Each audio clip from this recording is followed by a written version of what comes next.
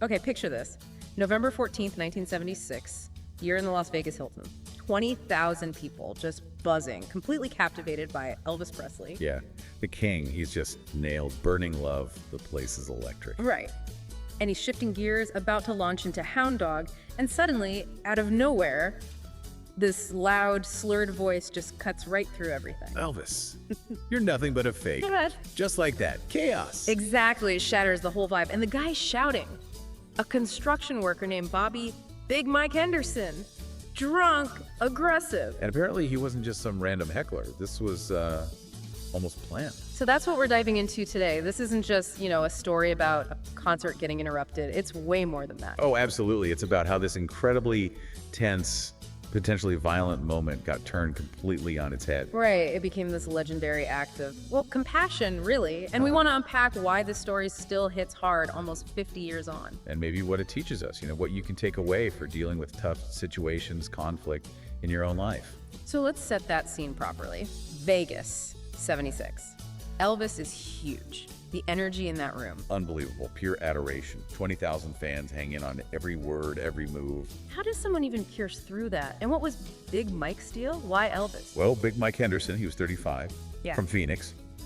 And yeah, sources say he'd been drinking pretty heavily since noon that day. Okay, so definitely intoxicated. Definitely. But there was more to it. He apparently saw himself as a bit of a professional troublemaker. What does that even mean? Like, he thought celebrities were phony, needed to be challenged, taken down a peg, Seriously? Yeah. And he apparently bought that ticket specifically to go after Elvis, convinced he was just a pretty boy who'd never faced a real challenge. Wow, so it's premeditated. He saw Elvis's fame as, what, fake and deserved? like that. Like, it needed to be tested by a real man, whatever that meant to him. So he yells out, "Elvis, you're nothing but a fake." What happens then? Elvis is mid-song. He stops, just stops. The band kind of trails off behind him. And 20,000 people. All turn, staring at this one guy, swaying, looking aggressive. You could probably hear a pin drop after the initial shock. How did Elvis handle it? I mean, that's intense pressure. His first instinct, classic Elvis, was charm. He tried to diffuse it with humor. Okay. Put on that southern drawl, and said something like, "Well, hello there, friend. Looks like we've got a music critic in the house tonight." Ah, the showman's deflection. Did it work? Did the audience laugh? They did laugh, yeah. Probably relieved, thinking, okay, Elvis has got this, it'll blow over, security might step in. But Big Mike wasn't playing along. Not at all. He doubled down.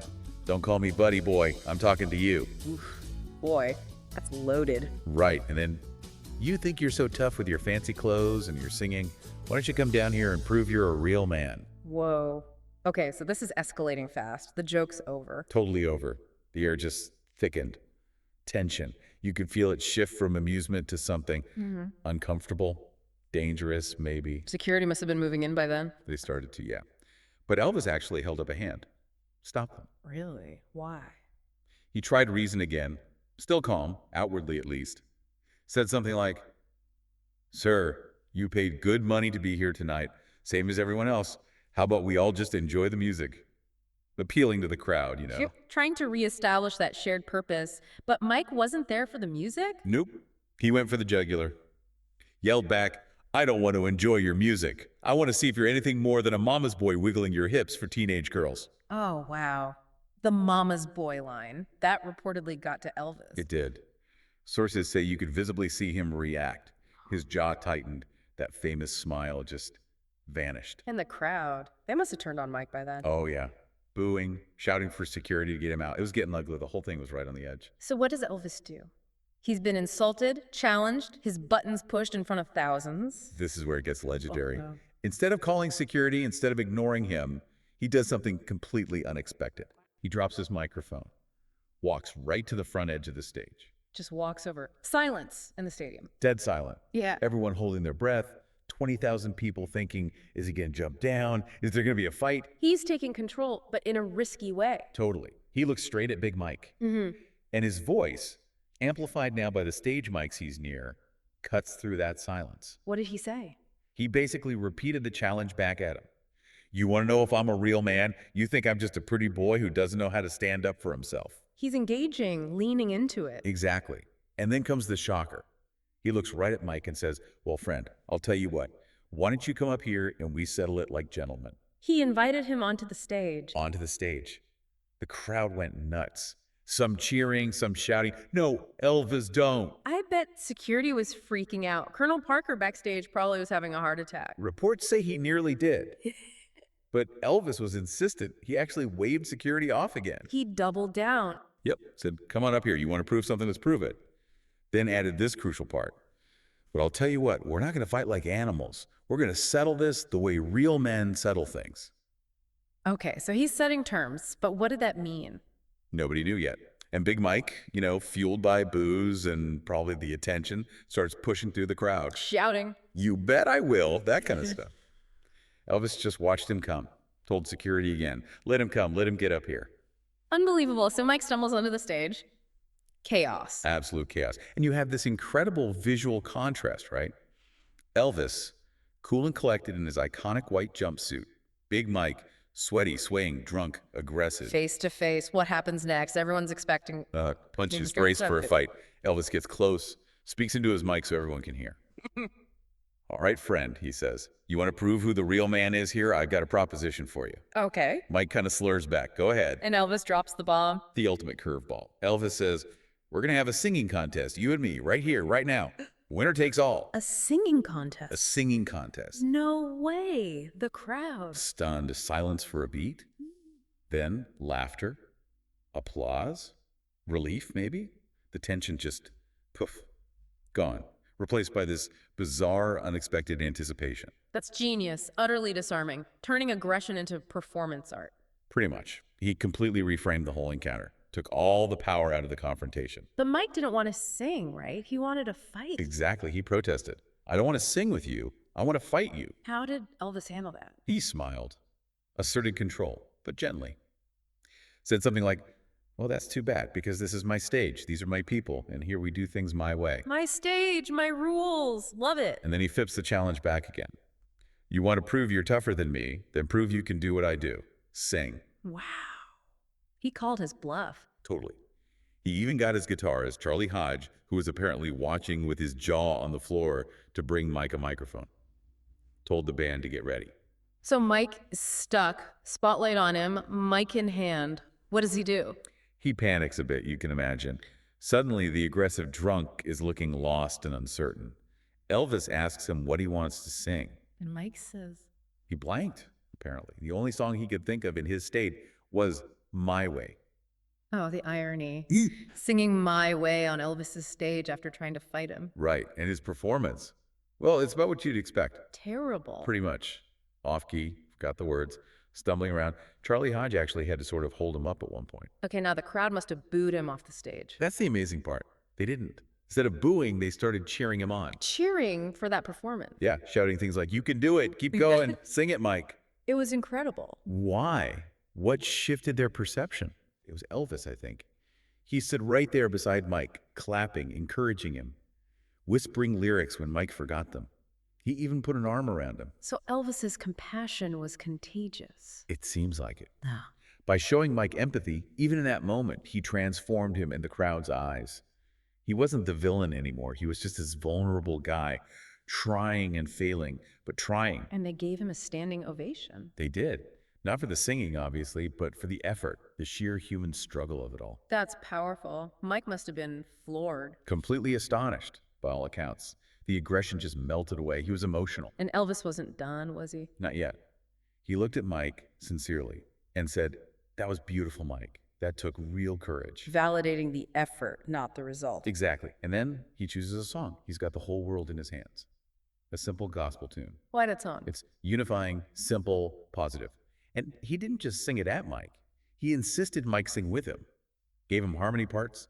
Made him part of the show. For real this time. So you have the king of rock and roll and this drunk construction worker singing gospel together. With 20,000 people joining in, it was this incredible moment of unity, born out of potential violence just minutes before. Okay, the mood is completely transformed, hostile to harmonious.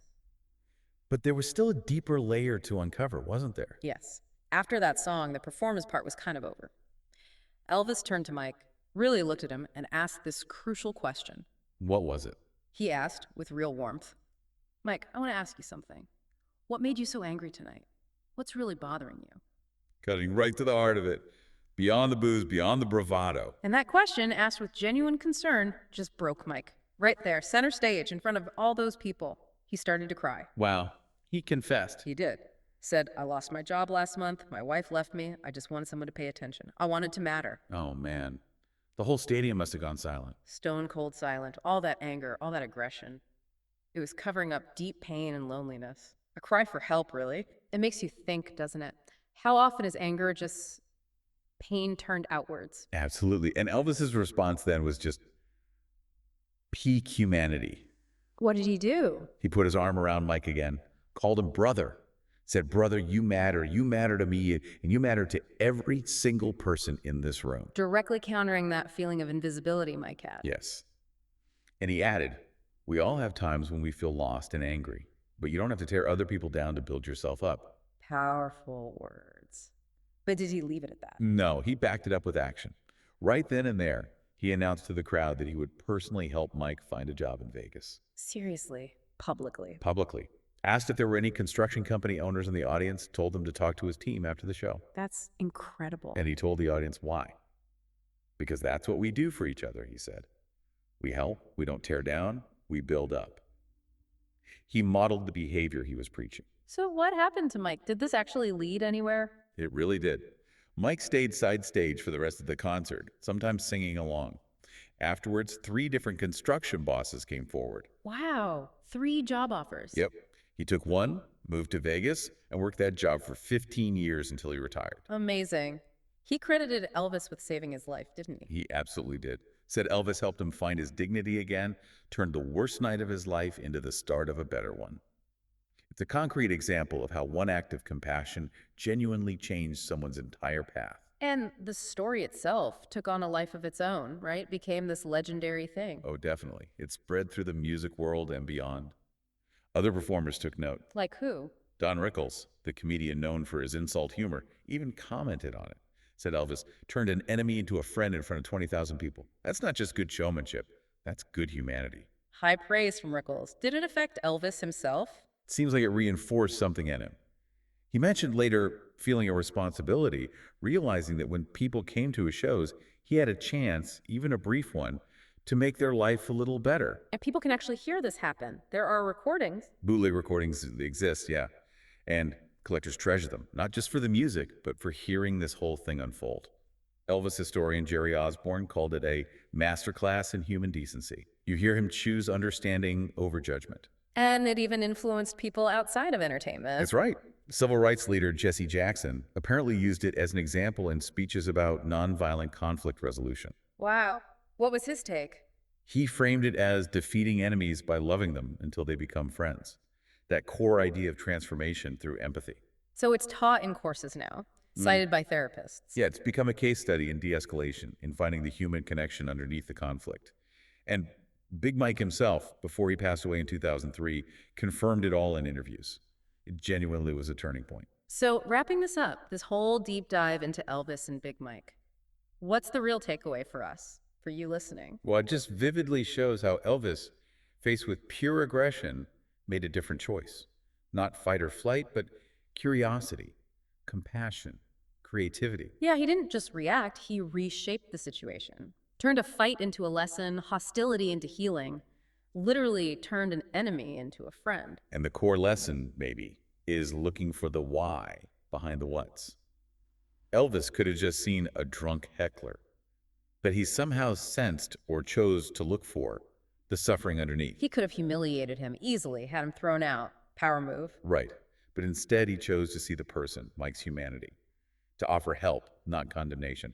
And in doing so, showed 20,000 people, and now us, what real strengths can look like. It wasn't about winning. It was about lifting someone up. And that's why it still feels so relevant almost half a century later in a world that feels pretty divided, pretty angry sometimes. Yeah, the story kind of hangs in the air, doesn't it? It asks us, what if? What if our first response to hostility wasn't just more hostility? What if it was trying to understand, showing some compassion? Looking for the humanity, even when it's hidden under layers of anger or pain. So the final thought for you is this. Think about your next tough interaction, your next conflict. What impact could you have if you chose understanding over anger? if you tried to see the person behind the problem. Something to definitely think about.